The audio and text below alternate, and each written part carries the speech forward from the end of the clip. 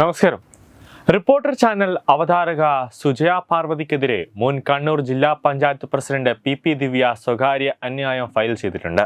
Channel പരിപാടിക്കിടെ വ്യക്തിപരമായ അധിക്ഷേപം നടത്തുകയും പൊതുസമൂഹത്തിന് മുമ്പിൽ മോശക്കാരിയായി ചിത്രീകരിച്ചതുമാണ് തലശ്ശേരി ജുഡീഷ്യൽ ഫസ്റ്റ് ക്ലാസ് മജിസ്ട്രേറ്റിന് മുമ്പാകെ ചൊവ്വാഴ്ച രാവിലെ 10:30 നേരിട്ടെത്തി പി ദിവ്യ സ്വകാര്യ അന്യായം ഫയൽ ചെയ്തത്.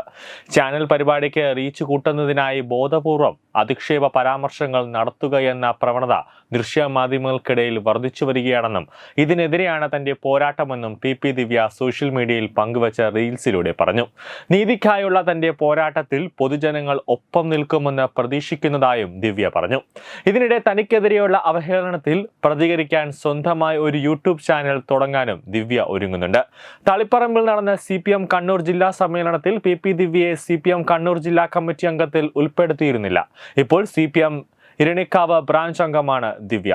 കണ്ണൂർ ADM നവീൻ ബാബു ജീവനൊടുക്കിയ സംഭവത്തിൽ പി ദിവ്യ ആത്മഹത്യാ പ്രേരണ കുറ്റത്തിന് 1-ാം പ്രതിയാക്കപ്പെട്ടതിനെ തുടർന്ന് മീറ്റ് ദി എഡിറ്റേഴ്സ് പരിപാടിയിൽ ചർച്ചയിൽ പങ്കെടുത്തപ്പോഴാണ് സുജയ പാർവതി അധിക്ഷേപപരമായ പരാമർശങ്ങൾ നടത്തിയതെന്നാണ് പരാതി. 4 മാസം മുമ്പ് സംപ്രേഷണം ചെയ്ത പരിപാടിക്കിടെ കൊന്നാലുള്ള പാപം തിന്നാൽ തീരുമോ ദിവ്യേ എന്ന് നവീൻ ബാബുവിന്റെ കുടുംബത്തിന്റെ കണ്ണീര് കാണാൻ കഴിയാത്ത ദിവ്യ ഒരു സ്ത്രീയാണോ എന്നും സുജയ പാർവതി ചോദിച്ചിരുന്നു. ദിവ്യയെ പാർട്ടി നേതൃത്വത്തിലും ഭരണരംഗത്തും പൊതിഞ്ഞു സംരക്ഷിക്കുന്നത് ആരാണെന്ന് എല്ലാവർക്കും അറിയാമെന്നും മുഖ്യമന്ത്രിയുടെ ഓഫീസിലെ ഉന്നതനെ പരോക്ഷമായി കുറ്റപ്പെടുത്തി കൊണ്ട് സുജയ പരാമർശിച്ചിരുന്നു. ഉണ്ണി ബാലകൃഷ്ണൻ, സ്മൃതി പർത്തിക്കാട്, ഡോക്ടർ അരുൺകുമാർ എന്നിവരും മീറ്റ് ദ എഡിറ്റേഴ്സ് പരിപാടിയിൽ പങ്കെടുത്തിരുന്നു. തങ്ങളുടെ പരിപാടിക്ക് റീച്ച് കൂട്ടാൻ കോലം തുള്ളുകയാണ് ചില അവതാരകരെന്നും ഇത്തരക്കാരെ നിലയ്ക്ക് നിർത്താനാണ് താൻ നിയമയുദ്ധം നടത്തുന്നതെന്നും ദിവ്യ തന്റെ ഫേസ്ബുക്ക് പേജിലൂടെ പ്രതികരിച്ചിട്ടുണ്ട്. എന്നാൽ കോടതി പി ദിവ്യയുടെ പരാതി തള്ളാനാണ് സാധ്യത കൂടുതൽ.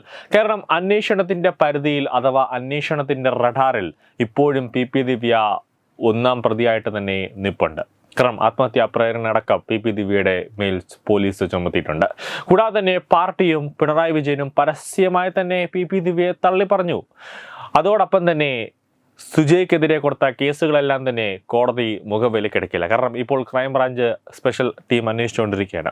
നവീൻ ബാബുവിൻ്റെ കേസ് അന്വേഷിച്ച് എല്ലാം കഴിഞ്ഞ് റിപ്പോർട്ട് കൊണ്ട് പരാമർശിക്കുമ്പോൾ റിപ്പോർട്ട് കൊണ്ട് കോടതിയിൽ വയ്ക്കുമ്പോൾ ആ റിപ്പോർട്ടിൽ പരാമർശിക്കുന്നത് എങ്ങനെ വന്നാലും അത് പി ദിവ്യയുടെ മേൽ തന്നെ ആ കുറ്റം വരും എന്നതാണ് യാഥാർത്ഥ്യം. News desk Thathamayi news.